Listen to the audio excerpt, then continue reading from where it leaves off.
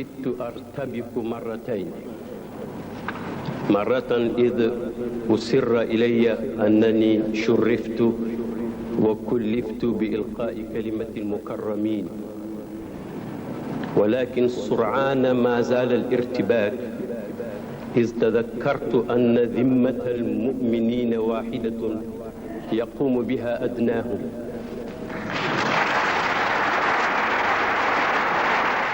Oustaz Barham Diop est sénégalais, né le 25 mai 1932 à Kaolack, correspondant au 20 Muharram 1351 de l'Hégire, fils de Seydi Mahmoud Aliou Diop. Barham kër gi mu juddoo ak kër gi ma juddoo yaakaar naa ne ku ko natt du ëpp téeméeri mètre su fekkee mat na ko. ñoo bokk kon benn pàkk bu ñu juddoo maak moom ñoo bokkit benn at bu ñu juddu. Oustaz Ibrahima Mahmoud Diop nag kenn la ci alaam yooyu nga xam ne yàlla may na ko mu juddu ci usra boo xam ne ñun xam lañ ci diine ci ay maamam waaye juddu ci alaaqa bu wér baayam di Baye Mahmoud Diop bi nga xam ne kenn la ci kàngaam yi àndoon ak Cheikh Ibrahim radiallahu anhu mu juddu ci loolu mu tuddee ko jox ko biñ koy jox baay boobu ñeenti at la am boobu matagut a dal jàng moom oustaz sax nettali nañu ne biñ ko indee ci perron bi amaa ñu koy jox maam Roqi Njaay baay dafa dégg xale buy jooy ci perron bi mu ne ko kan la ñu ne ko Mahmoud Diop de moo indi lim la tuddee woon mu ne Mahmoud de dafa bëgg lum joxe rek waaye kooku de matagut a dal jàng kon teel naa ñëw 4 ans.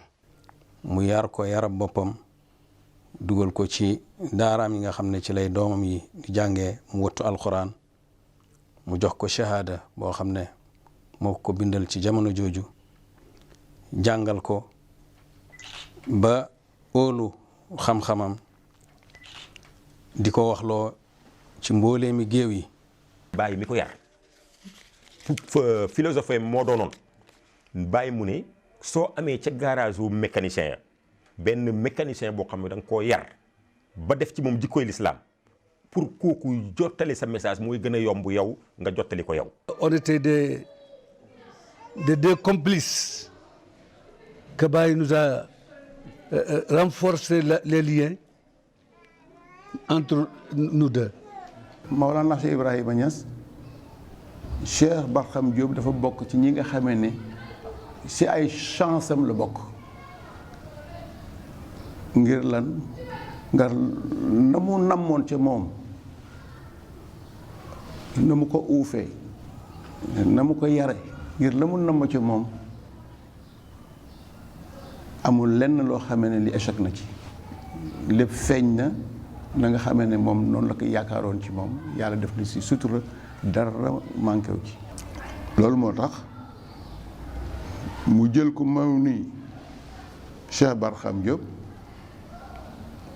doonte ne sax ay atam bariwul bariwaay boobu ndax à moins de 30 ans ay à peu près ay 25 ans si environ donc mu jël ko teg ko ci wetu un chef d'État de renommée mondiale de Kwame Nkrumah. Kwame Nkrumah xaritu Cheikh Ibrahima la woon xaritam dëgg ba nga xam ne daana ko dimbanikoo ci ay ñaan pour mu di ko ñaanal daana ko dimbali toon comme ci xalaat aussi ci xalaat alors diggante Kwame Nkrumah boobu ak Cheikh Ibrahim foofu la Barham Diop nekkoon di liggéey bon donc moo ko jox liggéey moo ko jox ndigal na dem jàppalante ak Kwame Nkrumah ci xalaat boobu nga xam ne am na ko pour Afrique ak naka lay mën a indee ay enseignements yoo xam ne dëgg-dëgg Afrique am na lu mu participer ci évolution monde bi waaye nag su fekkee africains yi amuñ ko leen ko jàngal teg ko ci seen buntu dañuy roy rek dañuy roy tubaab yi rek mais duñ gis seen bopp jamais. xam-xam bu rëy te yaatu te rafet te leer te yooyu dendale ko boole ko amee ko daanaka kenn mënu ko kon ku ko man dañ la koo man loo ku ko man loo mooy baayam sëriñam xaritam turandoom soppeem àndandoom ki ko dénk lu bari lum nëbb ak lu bari lum ko may mu feeñal ko muy Cheikh Ibrahim Alhaji Ibrahima Niass mi nga xam ne mooy turandoom. Oustaz Barham cër yu bari ñoo ko seq. kan mooy Oustaz Barham kuy tudd Barham di nga tudd Cheikh al-Islam et Cheikh al-Islam Alhaji Ibrahim radiyallahu taala anhu wa nafaana wa barakaati. ku ne koo xamante ni moo ko yaral boppam ci ñaari yar nag yar na ko yaru biir waaye yar na ko yaru biti. su ma nee yaru biir nag kooku leneen la mooy ni defal na ko tarbiya defal ko tarqiya ànd ak moom ku xool bu jëfee def rek nga xam ni mag dugal na loxoom ci moom. al Oustaz Ibrahima Barham Mahmoud Diop te alxuraan waxoon ñu wa ma shahidna illa bi ma alim na ñun liñ xam ci moom mooy la ca jiitu ab jullit la ca tege mooy ku ragaloon yàlla la ca tege mooy ku amoon xam-xam la am xam-xam gi nag moo ko yóbboon ci mu bëgg ñooñ xam-xam di ci liggéey di ci gont di ci xëy li mu xamoon ci Cheikh Islam Hadj Ibrahima Niass yaatu woon lool te itam mu xamoon nu mu koy joxee nekkoon ku pédagogue bëgg xam-xam ba tax mu bëggoon borom xam-xam yi man mën naa ne samay seede foofu lay jëm ñaar ba ñett ba ñeenti yoon daje nañu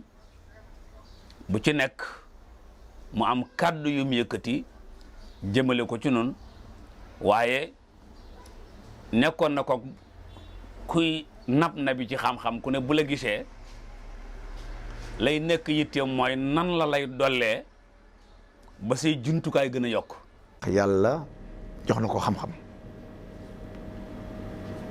joxoon na ko xam-xam mais boo amee xam-xam te jëfewoo ko tam xam-xam bi du am solo li ma gënoon ràññee ci moom mooy jëfe xam-xamam. dundam yëpp daf ko joxoon lislaam ak xam-xam kooku moom seetlu nañ ko li ñu munul bàyyi ci dundam mooy xam-xamam foo mun a toll ci niveau ci xam-xam bu waxee nga reconnaître ko amul benn gàkk-gàkk boo ci gis. Oustaz nag kenn la ci ñu néew ñi nga xam ne jàng na xam-xam rafetal ko rafetal lugat daat muy lugal arabiya mi nga xam ne ñi ko juddoo sax rafetal ko jafe na ci ñoom waaye bokk na ci ñi nga xam ne dañ leen di lim ci ñiy rafetal luga boobu te teel koo rafetal lool. Oustaz Ibrahima Mahmoud Diop nag ñëpp xam nañ ko ci njëriñ yi nga xam ne jëriñ na ko mbindee fi xusuusan ñi nga xam ne ay taalibe baay lañ di ay mbokkam ci baay jëriñ na leen ba sonn ci xam-xam yi nga xam ne moom la baay doon jàngale ci xam-xam yi nga xam ne itam moom la baay bind lu ci bëree bëri lu ci lëntoon rek leeralal na ko nit ñi. dama am benn jigéen boo xam ne dafa nekk Dakar yàlla def mu sëy ay at amul doom mu di ma ñaanloo may ñaan di ñaan affaire bi yéex ma oo oustaz ma ne ko man ma nettali ko affaire ndaw si ne ko ndaw si mi ngi Dakar léegi dama bëgg nga jox ma ndigal ma jox la numéro ma jox ko sa numéro téléphone moom mu oo la nga jox ko rendez-vous mu ñëw fa nga ñaanal ko parce que vraiment yéene naa ko mu am lim am te yaakaar naa sa ñaan mu ne ma noonu kenn du ko dimbalee doomi at kenn du ko dimbalee nit. léegi ni ñuy def mooy danaa la jox looy jàng yow di ko ñaan man ma jël di ñaan yàlla ba yàlla sottal ko mu jaarale ko ci sa loxo mais noonu kenn du ko dimbalee nit. yaa ngi gis lim doon bañ maanaam su ndaw si demoon mu ñaanal ko moom mu dal di am te man ñaan naa ba sonn amul ndaw si daf may dal di xeeb moom loolu lay bañ noonu la doon taxawee ci jaamu yàlla. kon kooku duñu wax mukk ne lore na ci làmmiñam te loxoom itam gisuñ wala ñu dégg kum ci lor kon mën nañoo gëm ne julli dëgg la balañ koo seedeel ak tijaaniyeetu dañ seedeel ak njullitam ba mu wér te loolu wér na ne ci jullit yi gën a kawe la bokk tijaaniyeetoom itam ci tijaan yi gën a kawe la bokk ndax Baay jox na ko lijaasa bi nga xam ne kum ko daan jox daf lay wax ne hazihi hiya tijaaniyatu kulluha mooy fi mu dajale sanadam yëpp muy juróom fukki sanat ak ñaar yoo xam ne Baye am na ko ci tariqa bi Baye jox na ko ci ndigal te kayit gi nga xam ne moom la Baye bind Sidi Ali di ko wax ne ko suma tukki mi ñii ak ñii laa jox ndigal turam mu ngi ci kayit googu te maa ngi ko amee. fa salaamun alayka min waafid Ifriqiya al-xadraa alladi yara fi majlisi daa'iman tasharrufan akthara minhu tadriisan wa min ixwatihi fi al-iimaani wad-da'wa wa laa ashukku fi anna kathiiran min xiyaami Mauritania wa shawaari'i Sénégal wa biyaat رغم المشاكل ينصتون الآن إلى هذا الدرس لما ألفوا ويألفون من منافع هذا الموسم الخير فبارك الله فيكم. Au mois de mars 2011, nous nous sommes rendus à la faculté des sciences sociales et humaines de l'université de Mohamed V Agdal. Et en discutant avec le doyen là, de l'époque, Abdrahim Benhada, qui est historien, professeur depuis longtemps, il nous a fait un peu l'historique des études africaines au Maroc. Alors on nous disait, bon, vous savez, il faut savoir que notre interlocuteur principal à l'époque, qui a été l'espèce de hôte pour l'Assemblée générale, c'était l'Institut d'études africaines. Parce que la vice-présidente du Corée de l'époque, Fatima Hara, qui est actuellement la présidente, était la directrice pendant un temps de l'Institut d'études africaines et elle, quand elle n'était plus directrice, était encore professeure dans cet institut-là. Et donc, c'était un peu notre interlocuteur. Mais on a fait le tour pour rencontrer les autres universités, les facultés. Alors, à cette institution, le professeur Bernard nous a dit, vous savez, en fait, les études africaines sont parties d'ici, de Agdal, et que ce qui a déclenché le processus qui a mené à la création donc, de l'Institut d'abord, de la chaire, et ensuite de l'Institut, c'était une conférence qu'un alim sénégalais avait fait devant le roi Hassan II. Elle dit que bon, d'habitude le roi ne parlait pas après les conférences, là, les dours sassaniens. Il venait, il s'asseyait, il écoutait, puis il partait à la fin. Mais cette fois-là, il a écouté le professeur, le alim, il disait, et il a été tellement impressionné qu'il a pris la parole. Exceptionnellement, il dit, mais là, on a entendu ici quelque chose qui est tellement important qu'il va falloir qu'on se mette à l'étudier et qu'on crée les conditions pour que ce savoir-là soit enseigné, étudié et enseigné dans les universités marocaines. Et c'est là qu'est parti un processus qui a mené à l'adoption d'un décret. Et après, ils ont ouvert donc la chaire, créé la chaire d'études africaines. Ensuite, c'est devenu l'Institut d'études africaines qui est encore en existence au Maroc. Alors je lui ai demandé qui était cet alim sénégalais. Il me dit Ibrahim Mahmoud Diop. Dem nañu Mali, Guinée, Burkina Faso, Niger bi oustaz di dem foofu la dafa fekk association yëpp taxaw lànk lii dañuy wor l'islam oustaz bi bu ñëwee def ak ñoom conférence fukki association ak benn ci saa si dañu daal di wëlbatikuwaat daal di ñoom dañuy regroupé wu def benn regroupement bu ñu tuddee groupement des associations islamiques pour la population et le développement GAIPD. C'est assez difficile de parler du professeur Ibrahim Mahmoud Diop. Et c'est à dessein que j'utilise cette appellation-là, professeur, parce que pour nous, c'était un très grand professeur, un grand intellectuel, à tout point de vue. En tant qu'homme, il était très humble, très accessible. Et on pouvait passer à côté sans le remarquer. Et compte tenu du très haut niveau auquel il était en tant qu'intellectuel, c'est difficile de voir quelqu'un aussi humble tout en étant aussi érudit. Il avait accès à beaucoup de monde, il avait accès à des chefs d'État, à des rois, et à des personnalités politiques, à des personnalités du monde des affaires. Mais il ne faisait pas la différence entre ces gens-là et un simple talibé ou un simple citoyen ordinaire. Et ça, il fallait vraiment, je pense, avoir la grâce de Dieu pour pouvoir se comporter de manière aussi humble, quoi. li nga xam ne mënuñu ko fàtte tamit ci moom mooy jikkoom rawatina jikkoom. Cheikh Barham man mosuma ko gisee fu mu jàmbate ci naar yi wala di def ñi sant Dia ak Baay Sow léeg-léeg li ñuy def ci naar yi mosuma ko gis mu tuuti boppam très important parce que naar yi bala ñu lay weg rek nga fonk sa bopp ci sa colin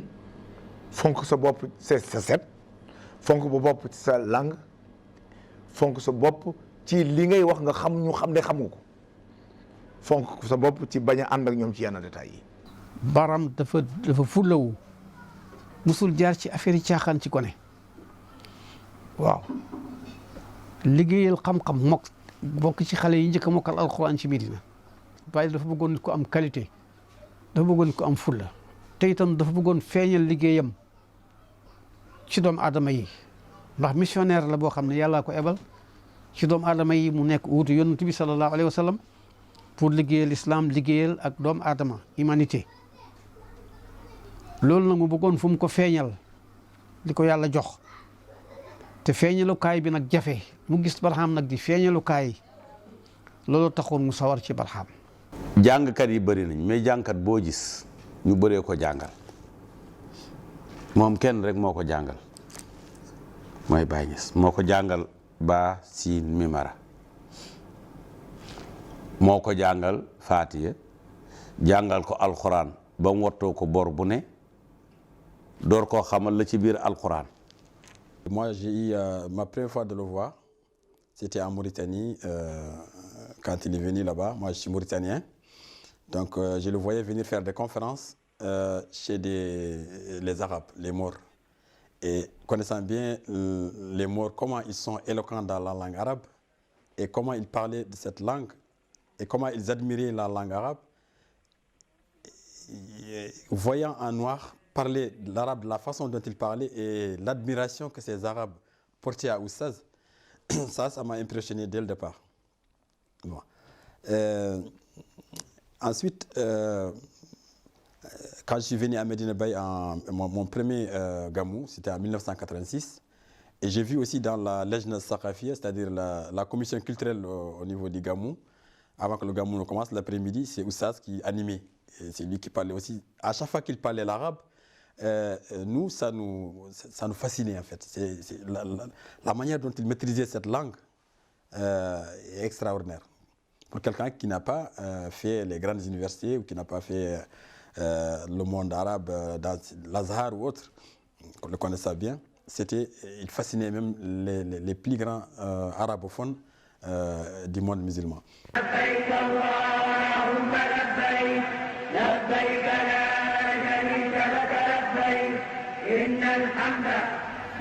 man nag fekk na boobu étudiant laa foofu yàlla dogal 1973 ñu daje Makka comme ligue bi daan def aj bu nekk ñu def benn espèce su colloque dajale fa ñu bari ci borom xam-xamu jullit yi ñu daje ñu waxtaan ci mbiri jullit ñi 1973 ñu def nu mel noonu bi ñu ko defee ma dem teewe ji ko bi ma teewee dégg ñuy wax yu am solo ci surtout sax mbirum jàngale ma gis ci kenn koo xam ne kii sénégalais la mu waxtaan wi neex ma lool ma xaar ci bunt bi ba mu génn bi mu génnee ma nuyoog moom wax ko man maay kan mu wax ma moom te mooy kan foofu lu ñu xamante ci bunt ba daal di fay fasante kóllëre ngir wax ju rafet jam fa wax te yàlla dafa dogal ba mu ko waxee ba ca suba sa daanaka foo dox ci Màkka rek dégg ñuy nettaliwaat la mu doon wax ak di ko yéem loolu nag tax yokk sama ak cofeel ci moom. Oustaz Barham man maa ngi xamante moom depuis 68 booru 67 68 mais xamante min bayit du xamante bu ñu jóg mais dama ko parce que booba man dama nekk taalibe Kaolack di jàngee fu ñuy wax Saara Njugaari kër Alaaji Ahmad Ndiaye Arout foofu laa doon jàngee moom mu nekk Medina yàlla def nag mu mën arab loolu te booba ñun taalibe yi dañu bëgg ku mën arab man mën naa wax ne sama njàngum arab Oustaz Barham bokk na ci li tax ma jàng làkk arab loolu moo tax ajjuma jot dañ daan ne Medina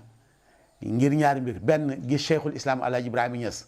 bu jullee ba pare ba wéeru ci minbar bi di jàng xadisam yu bëri yooyu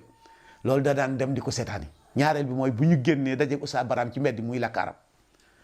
parce que booba defe naa am na téere bu mu doon jàngal taalib yi yëpp ñu ko bokk bu dul durée di daaliye nga xam ne ñëpp ko xamoon moo ko doon jàngal ñëpp. Kër Baay Ñas rek la jàng waaye nag topp ko nag yàlla yi defal ko ci buntu mu xam li mu xam ci wàllu diine yàlla defal ko talent bu dee wax arab ñëpp dañuy bëgg. bu dee ci arab yi dañuy jaaxle kii kan man waa dara mais ay na jaar ñu ne min Sénégal kii fu mu kii kana kii fan la jóge ñu ne Sénégal la jóge doon tam nit koo xam ne kii dafa ràññu ko ci dégg arab loolu moom àdduna si yëpp xam nañ ko daanaka fu mu masaa dem bala ñuy déglu sax li muy wax dañuy déglu li mu koy waxee maanaam arab moom amu ci woon dend ci maîtrise ko yàlla même maîtrise langue arabe daanaka loolu moo tax arab yi bu masaa ñëw duñ bëgg sax mu jóge fa ndax yàlla yolam ko yàlla may jàppandal ko yàlla may ci wàllu làkk arabe. Moi je me souviens avoir rencontré des gens qui m'ont demandé si je connaissais Oustaz Ibrahim Mahmoud Diop. Même en France il y a un Libanais que j'avais rencontré un jour qui m'avait dit est-ce que vous connaissez celui-là? Je lui dis bien sûr. Il me dit sa connaissance de la langue arabe est vraiment extraordinaire. Donc ça c'est vraiment quelque chose qui fait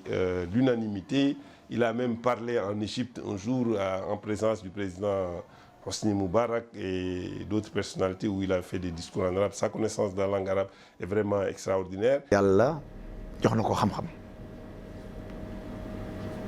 joxoon na ko xam-xam mais boo amee xam-xam te jëfewoo ko tam xam-xam bi du am solo li ma gënoon ràññee ci moom mooy jëfe xam-xamam kon bu ñu ñëwee tey di fàttaliku jëmm jooju mënul xëj sax ci ay waxtu saxantuma ak ci yenn simili waaye li ñuy war a wax ci moom comme dafa bari am na yoo xam ne duñ ko bàyyi li nga xam ne mënuñu ko bàyyi te ñu dund koog moom mooy dundam yëpp daf ko joxoon lislaam ak xam-xam kooku moom seetlu nañ ko li ñu mënul bàyyi ci dundam mooy xam-xamam foo mun a toll ci niveau ci xam-xam bu waxee nga reconnaître ko amul benn gàkk-gàkk boo ci gis. sénégalais bu màgg sénégalais bu baax sénégalais bu bari xam-xam sénégalais bu tabe surtout ci xam-xamam. Oustaz Barham Diop xam naa ko balaa may ñëw Sénégal waaye contact bi ma am ak moom aéroport la amee. xam naa ko balaa may ñëw Sénégal ndax man Maroc laa nekkoon yàgg naa fa lool foofu laa doon jànge te moom da daan ñëw di bokk ci ñi roi Hassan II yàlla na ko yàlla yërëm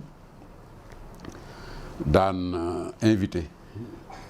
pour ñu bokk ci loolu ñu tuddee woon durusul Hassaniya nga xam ne ay borom xam-xam da daan jóge ci àdduna bi yëpp bu ñëwee di waxtaan ci wàllu diine Hassan II moo ko daan jiite doom ji sax mu ngi continuer di ko def. donc ñun biñ nekkee Maroc dañ daan gis ci télé bi di gis ci journaux yi Oustaz Barham Diop mu nekk ci ñi nga xamante ne dañ daan bokk ci mbir yooyu ñu na woon ko lool mu daan ñu siggil itam en tant que nit ku ñuul en tant que sénégalais. ñun dey bokk noog moom génération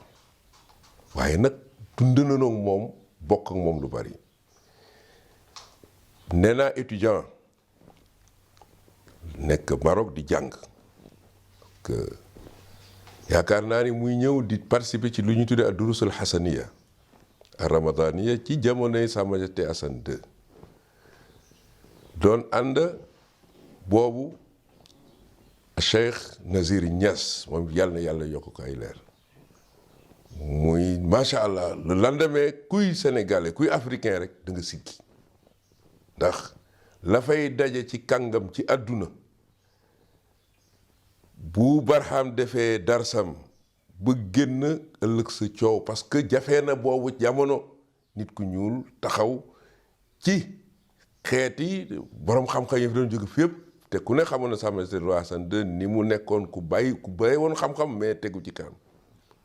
loolu dund nañu ko mu am lu mu def ci ñun. wa kulla bid'atin dalaala wa kulla dalaalatin fi nnaar. أيها المؤمنون يتساءل كثير من أهل الغيرة اليوم من شباب المسلمين من علماء الأمة ممن يهتمون بالإسلام وحياته وتقدمه وارتفاع ألويته يتساءلون بعض ليطمئن قلبه وبعض في شبه حيرة يتساءلون ترى مع كثرة العدوان على الإسلام والمسلمين مع كثرة الكيد والمكر ضد هذا الدين مصداقا لقوله تعالى ولا يزالون يقاتلونكم حتى يردوكم عن دينكم إن استطاعوا هذا يتساءلون ترى هل الإسلام إلى خير هل المسلمون إلى خير ëpp la xam-xam ëpp la wërsëg ba noppi gën laa yaru oustaz ku yaru woon la noo mën a mel boo ñëwee dana la jox sa cër dana la jox sa wàccuwaay te it ku oyofoon la oyofoon na ba boo ko fekkaan ak njabootam day mel ni ku toog ak ay moromam. yàlla may na ko xam naa am na ñu ma gën a fasaay ñu ma ko gën a xam ñu ma ko gën a miin mais bokk na ci yu ma jàngee ci moom fexeel ba sa noon bu mu la yàpp ba bu ñëwee wax la mun la wax yeggee lu nekk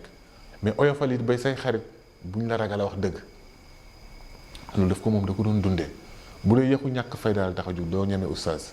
bu dee dëgg nga nekk da nga def bañ dëgg ñëw fekk mu oyof mu yaatu.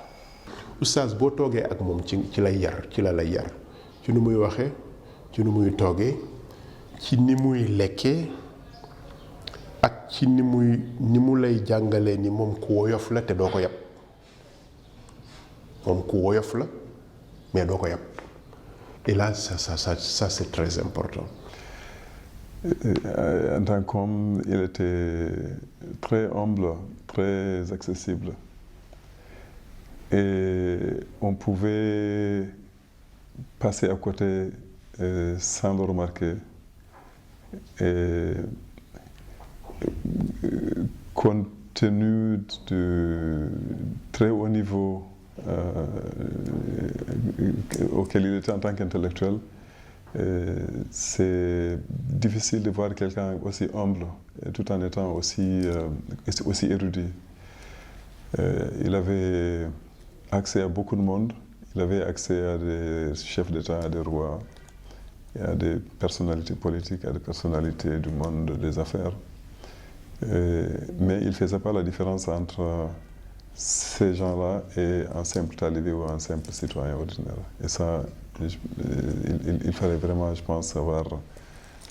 la grâce de Dieu pour pouvoir se comporter de manière aussi humble, quoi. li tubaab di wax générosité maanaam laabir surtout ci li jëm ci xam-xam joxe xam-xam ñaar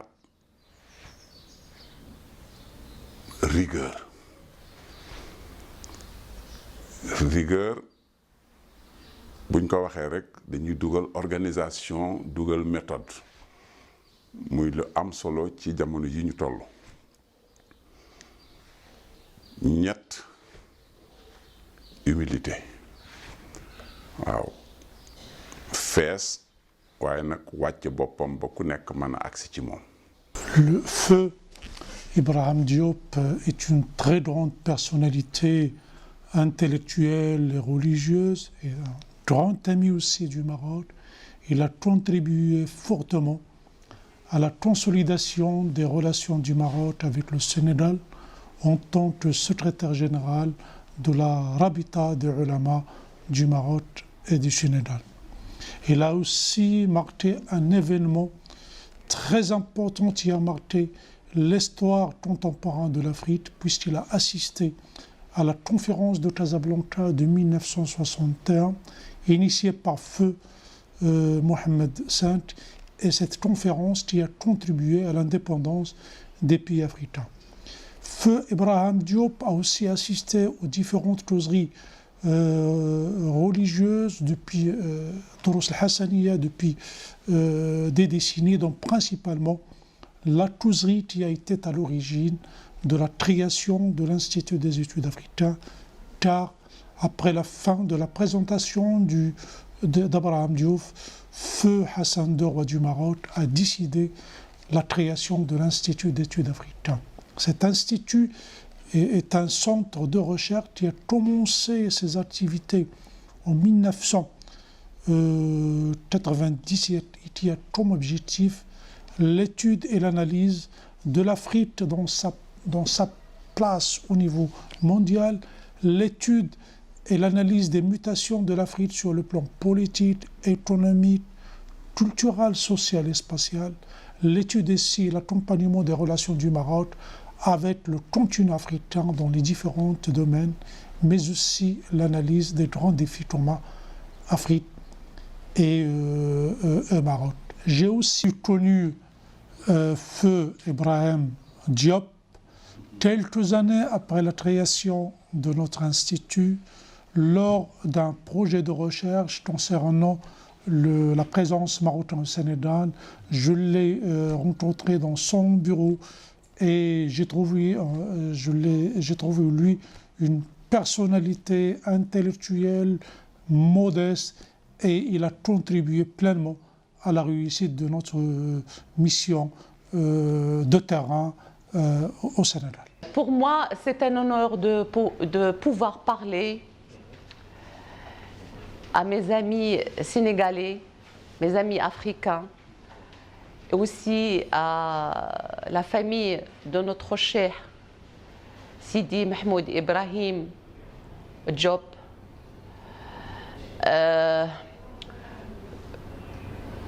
C'est un grand honneur de dire que vraiment, à travers les 20 ans que j'ai côtoyé notre cheikh, surtout le mois de Ramadan, la période des Durus Hassaniya, le Maïmouna, vu que je prépare une émission, Fidilal l'Islam, sous l'ombre de l'Islam, avec les grands cheikhs, mashayikh, et les ulama qui viennent à travers le monde entier vers Durus Hassaniya, le Maïmouna, j'avais vraiment l'honneur d'interviewer plusieurs fois chaque année notre cheikh,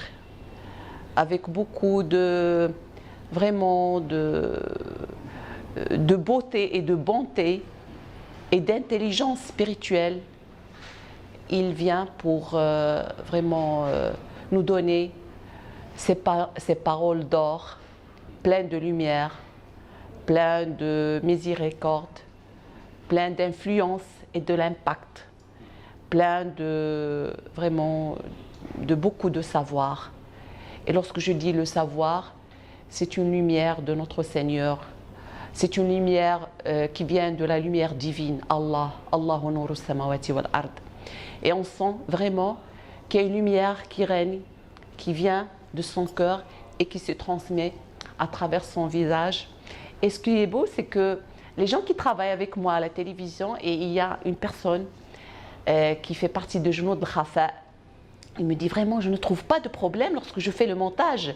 de l'émission avec notre cheikh, parce qu'il n'y a pas de problème de lumière. Il met des couleurs vraiment jolies et gaies et qui donnent beaucoup à la caméra. Il avait une grande intelligence, et ce qui était bizarre, c'est que je viens avec une couleur et je ne prépare même pas les questions. Et il vient avec une couleur, avec un décor, et il y a une harmonie, comme si c'est le bon Seigneur qui fait la réalisation, aussi le scénario. Et c'était Rabbani. Et il me dit, on ne trouve pas de problème, il n'y a pas de coupe, il n'y a rien. Il parle avec une grande spontanéité, mais plus,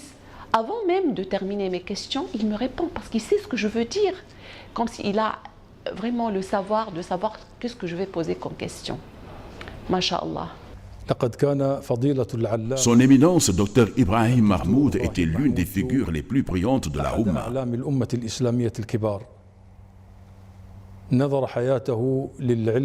Il a consacré sa vie à la propagation de la science et à la clarification du message de l'islam et de ses objectifs à des millions d'individus du monde islamique, et ainsi qu'à des millions de non-musulmans qui percevaient son message, ses idées et ses efforts intellectuels.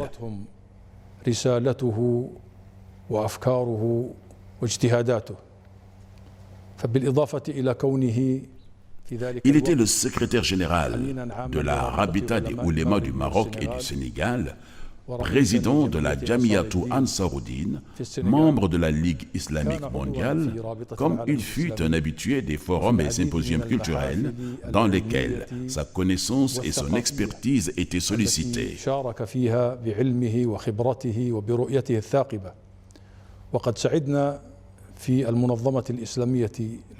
Nous avons eu la chance à l'USESCO depuis sa création en 1982 de bénéficier de ses fructueuses contributions.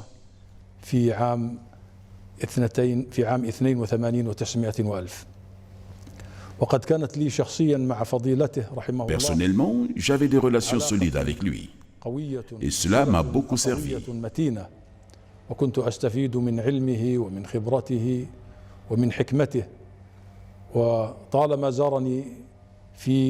Il m'a souvent rendu visite durant ses séjours au royaume chérifien du Maroc pour les besoins des cours hassanites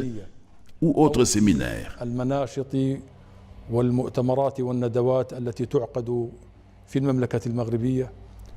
Il fut toujours un immense plaisir de le rencontrer et de s'asseoir avec lui pour échanger sur des questions concernant la Oumma. C'était un savant, un sage très modeste, amical et prompt à servir les intérêts des musulmans et à l'avenir de la nouvelle génération. Oustaz Barham Diop, durant toute sa vie, a contribué à l'expansion de la Tijaniya dans de nombreux pays. Il est inconcevable de parler de la Tijaniya sans faire allusion à Fès. En effet, c'est à Fès, cette ville marocaine située à 180 km à l'est de Rabat, que repose Cheikh Ahmed Tijan, le fondateur de la confrérie Tijaniya, qui porte son nom. Nous avons visité son mausolée et par la même occasion, l'un de ses arrière-petits-fils a bien voulu témoigner sur Oustaz Barham Diop, qu'il a connu. الشريف تيجاني الزبير حفيد الشيخ التيجاني رضي الله تعالى عنه وأرضاه ومقدم الزاوية التيجانية الكبرى بفاس. من هذه الزاوية المباركة التي تعود الفقيد زيارتها كلما أتيح له فرصة للقدوم إلى المغرب إلى مدينة فاس. فالشيخ إبراهيم محمود جوب هو شخصية معروفة في هذه الزاوية، فالكل يحبه والكل يتعامل معه لأنه كما يسميه الكثير الأستاذ، فهو أستاذ في أخلاقه وفي علمه، حيث أنه رغم كونه قد تخرج من مدرسة من كبرى المدرسات الإسلامية والتيجانية ألا وهي مدرسة الشيخ إبراهيم نياس رحمة الله عليه، فإنه كان رجلا عصاميا كون نفسه بنفسه وكان داعية بحاله وبمقاله، فقد كان باحثا في كل الأمور الدينية والعلمية، فكان شخصا محبوبا وعلاقته مع الكل هي علاقة يعني علاقة احترام وتقدير.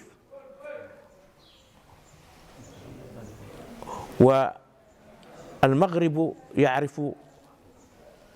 الشيخ إبراهيم محمود جوب كما هو يعرف المغرب، فعلاقته بالمغاربة وبهذا الشعب علاقة يعني وطيدة، فالملوك والسلاطين في هذه الدولة يكنون له كل الاحترام وكل التقدير، كما كان أيضا هو يحبهم محبة خاصة. وأكبر دليل على ذلك هو إحياؤه الكثير من الدروس في حضرة أصحاب الجلالة الحسن الثاني ومحمد السادس نصره الله، فكان حضوره دائما مشرفا للإسلام والمسلمين وللطريقة التيجانية، وهذا ما نعرفه عن الشخص. wóor na ma ni day Sénégal gi Cheikh Ahmed Tidiane Chérif El Fatimi Barham Diop Cheikh Tidiane xam na ni Barham Diop ci ñi mu am Sénégal la bokk. dégg naa ne ñu ni al amin alxaaji Abdou Aziz Sy mi nga xam ne mooy porte parole Tidiane Tiwaawoon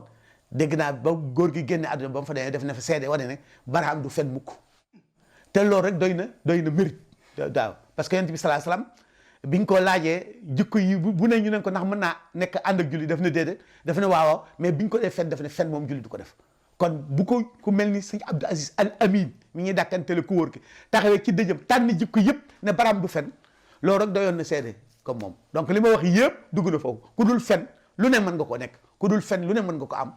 kon yàlla na yàlla taas ci barkeem. Oustaz Barham Diop respectait et avait de bons rapports avec les disciples des autres confréries. Il prônait véritablement le dialogue islamo-chrétien. Pour preuve, il avait fait une conférence dans une église.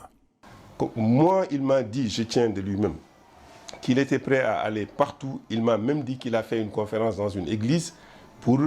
éclairer les chrétiens, pour éclairer ceux qui n'étaient pas musulmans. Donc c'est dire qu'il avait une très grande ouverture d'esprit et quelqu'un qui était prêt à aller partout où n'est-ce pas, sa connaissance était demandée, son expertise était demandée. Donc très généreux et très disponible, toujours prêt à aller intervenir, à donner des conférences. mboolem mag ñi Sénégal wax nañ ci moom li ma ci nettali tuuti ci moom laa ko déggee nee na mas na nuyu ji sëñ Abdou Khadir Mbacké radiyallahu anhu bi mu demee ci moom mbooloom moom ak mbooloo moom jiite woon ay ministère nga fa woon ak lu nekk ña nga fa woon waande biñ demee di ko présenté loo xam ne ci diine ji lañ woon dem di ko yëgali bañ demee ba yegg ci moom bañ defee la ñuy waxtaanee ba pare alors ba ñëpp génn moom dafa ñëw des ci gannaaw ñëw comme nee na moom loolu nu muy doxalee la ci diggante moom ak kilifa yi dafa des gannaaw ñëw nuyu sëñ Abdou Khadir Mbacké mais nee na bi mu ko nuyoo daf ko wax man la oustaz mu ne ko man daal barki démb dem naa Kaolack yow laa njëkk a laajte mu ne ko mu ne waaw mel ni ku xaw a yéemu noonu daal mu ne ko waaw parce que yow depuis 1963 ba nga demee Pakistan ba léegi maa ngi toppatoo say mbir. Rahmatullahi ala Cheikhna. Et je dis aussi, c'est pas uniquement un alim de savoir, mais aussi c'est un cheikh d'éducation. Et c'est aussi une personne qui avait beaucoup de lumière, qui avait beaucoup de charisme et qui vraiment regarde avec l'œil de Rahma, un œil de Reda.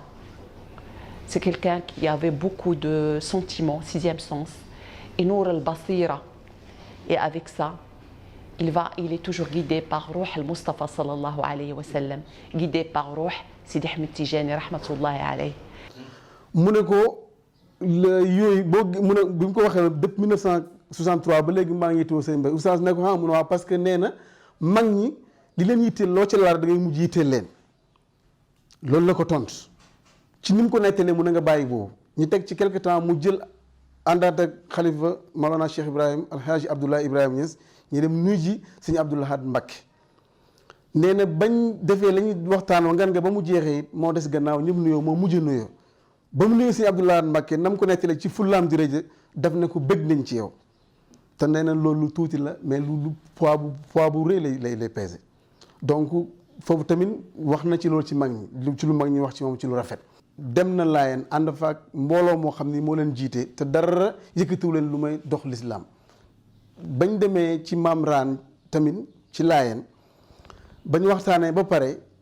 maam Raan ki mu àndal doomam ji mu toogal doom jug génn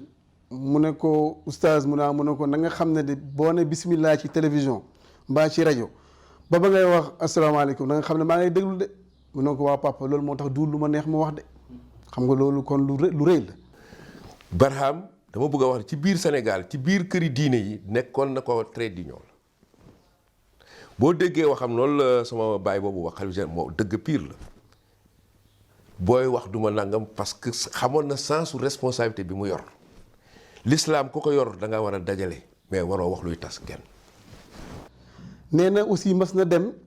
seeti Seydou Nourou Tall dem nuy ji ko ba mu demee ma nga ànd ak ki mu àndal mu toog ak moom bisim yàgg doom ji jóg doomu Seydou Nourou Tall génn mais nee na loolu sax daf ko ruusa nettali parce que dafa toog ba mu yàgg Seydou Nourou Tall ci mbaaxam nga ne ko Barxaam yaa ngi fiy baax rek mu ne ko waaw seen barkeera ak ki ma yar la donc mu doon nit koo xam ni wax dëgg yàlla mag ñëpp loolu la ñu wax ci moom. ki nga xam ne ni nag man sama diggante ku nekk am nga koo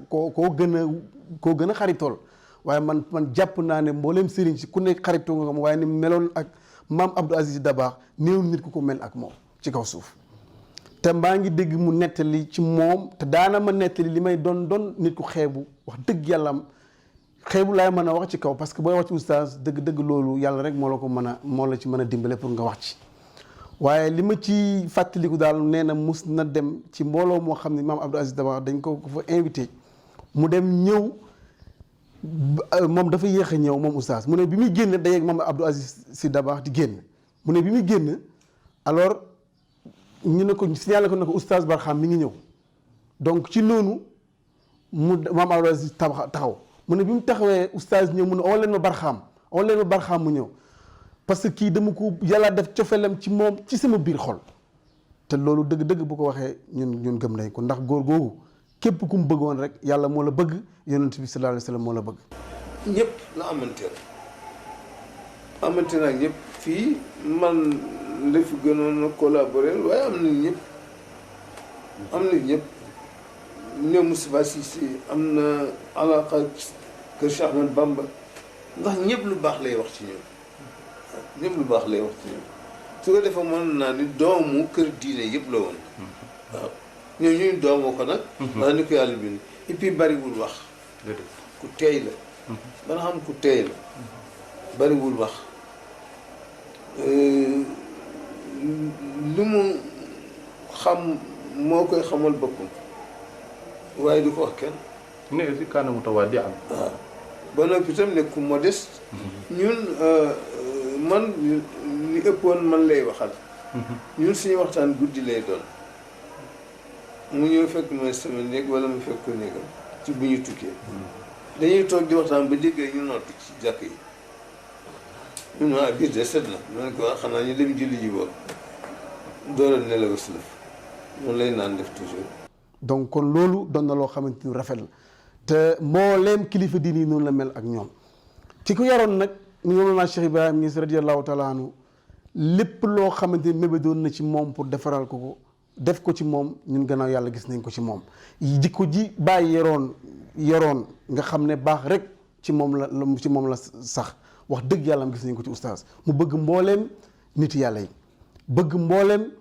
nit diine yi képp ku am xam-xam rek oustaz fonk na la woyefam gi du lu doom aadama mën a wax parce que koo mën a doon ci àddina rek oustaz fonk na la comme ni muy fonkee mbooleem mbindeef yi xamutoon kii buur la kii baadaloo la kenn ku nekk rek oustaz bëggoon na la. ci wàllu joxe nu xam-xam dafa nekkoon ko pédagogue ñu ngi fàttaliku bi muy jàngalee al isra wal mi'raj ak façon bi mu koy daan jàngalee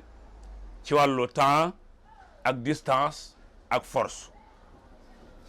da ko daan joxe anam bu am solo muy ci temps ak ci distance ak ci force naka la ñuy nekk ñoom ñaar ba ñu dégg al isra wal mi'raj ci gaawaay ak yonent bi gaawoon ci dem ak dellu si kon oustaz Barham Mahmoud Diop rahimahullah wa radi anhu ku ragaloon yàlla la ab jullit la woon ku gëmoon la ku bëggoon xam-xam la te bëggoon ñoñ xam-xam ñi nga xam ne ñoo cay nekk di nab nabi loolu moo waral mu am cër bu rëy ba mu amoon ca duruus ramadan yi yem am ca Maroc waaye mu amoon tamit rabita ulamaul magharib ñu joxoon ko pal gi ñu ko joxoon mu nekkoon nag benn oustaz international ndax xawma réew mu demut xawma continent bu mu demut te bu mu ci dem bu fekkee dañuy def conférence bi ci arab la koy def bu fekkee ay wolof la fa fekk mu def ko ci wolof am na yoo xam ne da koy def ci anglais ci ñam nekk am na ñoo xam ne da koy def ci français ci ñamu nekk kon nekkoon na benn oustaz boo xam ne bi international la woon. li nga xamee ne mooy njukkal lu ñu war a delloo oustaz Barham ndax ñoo ko ameel